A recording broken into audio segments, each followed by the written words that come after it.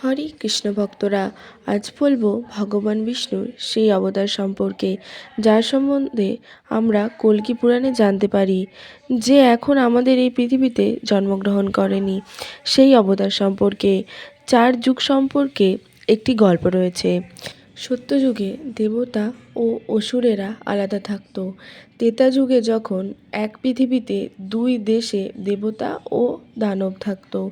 এরপর দাপর যুগ এলো, যেখানে এক পরিবারের সদস্যের মধ্যেই দেবতা ও দানবরা বসবাস করত।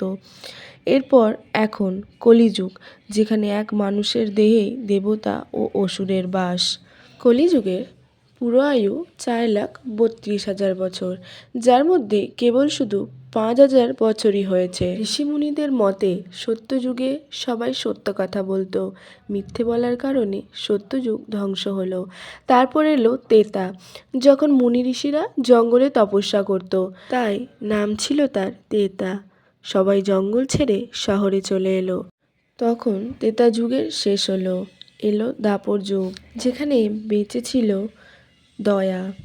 দয়া শেষ হতেই দাপর যুগের শেষ। এরপর এলো কলিযুগ, যেখানে শুধু বেঁচে আছে দান। যেদিন দান দেওয়া বন্ধ হয়ে যাবে, সেই দিন কলিযুগের শেষ। কলিযুগে ভগবান বিষ্ণুর সর্বশেষ ও দশম অবতার জন্ম নেবে কল্কি অবতার হিসেবে, যার মাতার নাম হবে সুমতি দেবী ও পিতার নাম হবে বিষ্ণুয়শ, যে উত্তরপ্রদেশের এক গ্রামে জন্ম নেবে। যার স্ত্রী হবে মা লক্ষ্মীর অবতার, নাম হবে তার পদ্মাবতী। যাদের 2 পুত্র সন্তান হবে, যাদের নাম হবে জয় ও বিজয়।